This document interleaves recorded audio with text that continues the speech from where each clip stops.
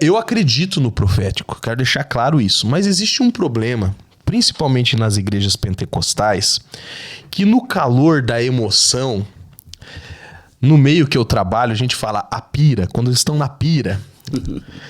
É um colocar a mão na cabeça do outro, é uma pessoa que você nunca viu na tua vida, chega, coloca a mão na tua cabeça e começa a proferir coisa e palavra.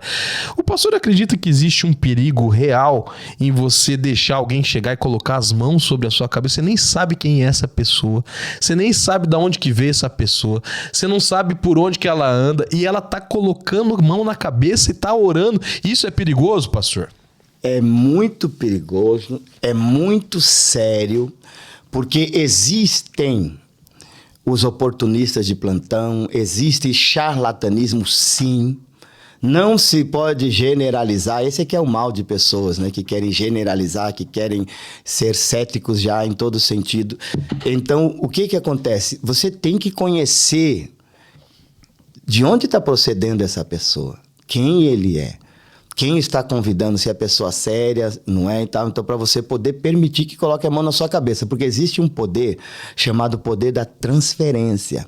Porque a pessoa pode orar em nome do Senhor Jesus, mas ele vai transferir o que ele possui e quem ele é. E isso é muito perigoso. Vou contar uma experiência, já que você tocou nessa área, nesse ponto.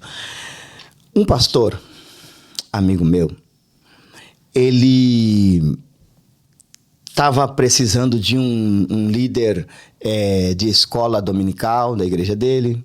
E chegou um teólogo lá na igreja. E ele nem pensou duas vezes, já colocou para ser o líder dos ensinos da igreja. E em pouquíssimo tempo, sabe o que começou a acontecer? Começou um escândalo de adultério na igreja. Pessoas começaram a se separar, matrimônios começaram... entendeu? Entrar numa situação... E o pastor ficou desesperado com aquilo. E orou a Deus. Orou ao Senhor. Falou, Deus, o que está acontecendo? E aquilo... A história de Acã, né? A história de Acã. A sorte caiu sobre Acã. Aí foi... pesquisou a vida desse líder espiritual, teólogo... E ele estava vivendo há 7 anos uma vida paralela com a outra mulher, etc, etc. E ele estava ministrando, ensinando o povo. Então ele transferiu aquilo que ele possuía. Coisa que não acontecia na igreja, começou a acontecer. Fim da história, triste história. A igreja acabou fechando, porque o escândalo foi muito grande. Então, colocar a mão na cabeça é perigoso, porque a pessoa pode transferir o que ela tem dela. O que disse Pedro? E João, olha para nós, disse para o paralítico, não temos prata, não temos ouro, mas aquilo que temos, isso te damos. Em nome de Jesus, o Nazareno, levanta e anda. Amém? Então aquilo que você possui, que você porta, que você carrega, é aquilo que você vai transferir.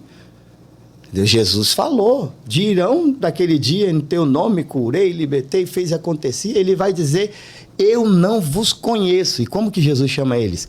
Malditos. Que praticais a iniquidade. Não é o caso de alguém cair num erro, cometer um pecado, porque é coisa do ser humano.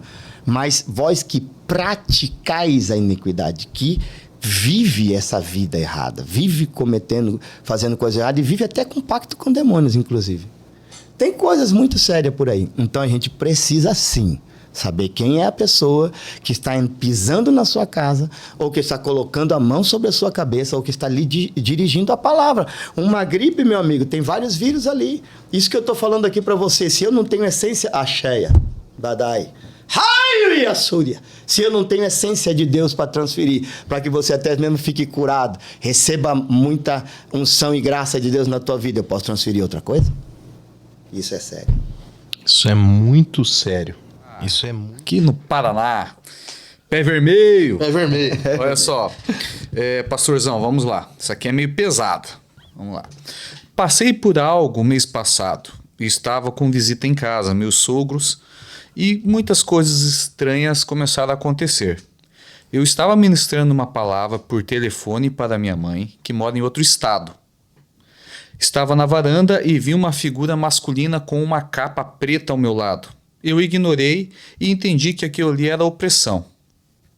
Mas vi a hora que ele subiu como uma fumaça e se transformou em uma coruja de 0,5 metro e pousou no muro. Mudei a ligação para a chamada de vídeo com a minha mãe, porém ela não via.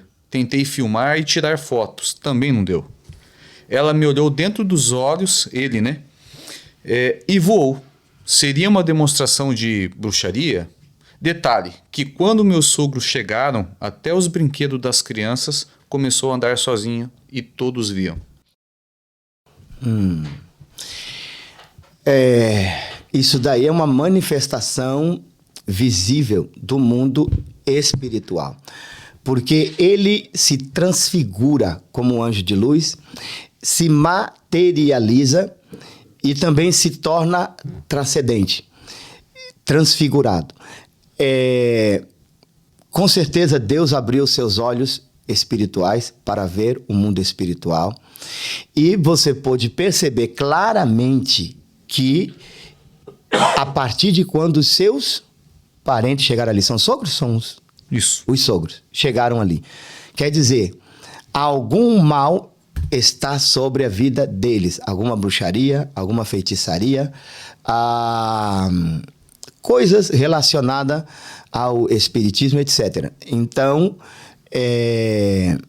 você precisa orar, dissipar isso no nome do Senhor Jesus Cristo e também interceder pela vida deles, para que sejam libertos, para que sejam transformados. Porque, de repente, nem eles mesmos têm esse hábito de prática, ou sim ou não, mas eles carregam isso em si. Carregam. E quando a pessoa tem isso, ele leva consigo aonde ele vai. Então, é algo muito complicado e pesado. Essa maldição aconteceu na minha família e foi arrastando por muitos. Graças a Deus, na nossa casa, todos hoje têm entregado sua vida ao Senhor Jesus e as coisas velhas passaram, tudo se fez novo. Existe guerra espiritual? Existe, mas todas vencidas. Então, Deus te permitiu ver algo muito sério e você pode orar ao Senhor para que Deus te encha de unção, de graça para desfazer todo o mal.